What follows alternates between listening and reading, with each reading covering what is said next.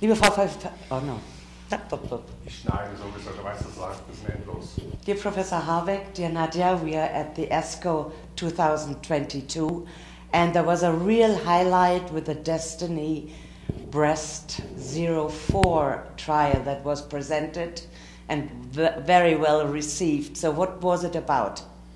Yeah, Destiny Breast 04 was the highlight of ASCO 2020 metastatic breast cancer. It was a trial in pre-treated metastatic patients with HER2-low disease.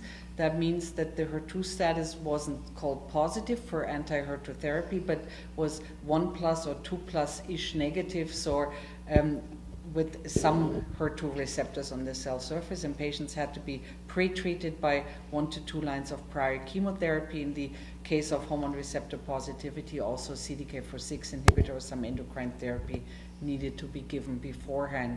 And the study concentrated on the hormone receptor positive subgroup. That was also the primary endpoint, but there was about 480 hormone receptor positive tumors and about 60 triple negatives in the study. And the study just randomized T-DXd as an antibody drug conjugate targeting the HER2 receptor with a irinotecan derivative as a payload versus standard chemotherapy, which is a monochemotherapy like capecitabine, eribulin in that setting. And the study showed that T-DXd prolonged PFS significantly. That was the primary endpoint, the hormone receptor positive cohort.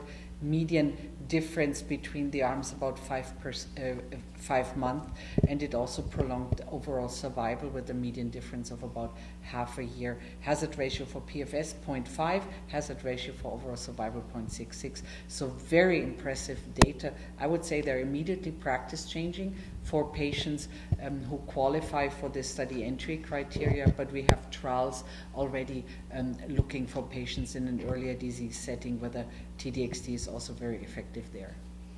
Yes, I mean, everybody was just so excited about this data, and it was also, and you are a co-author, published in the New England Journal of Medicine, so probably with the regulatories we can all discuss, and the health insurances for patients that need this therapy now. Yes, I mean, everybody who would qualify, I think in a country like Germany, we can write off-label applications for our patients in that setting, and other patients could try to get into one of the trials. And I have to say, it's not a simple to use substance. There were toxicities. We know about hematological toxicity, nausea, some alopecia, but also there was ILD. There were about 12%, mostly lower grade, but there were 3 deaths, and 3 deaths are 3 deaths too many due to a side effect. But overall, the benefit-risk ratio is definitely positive because of the prolonged overall survival.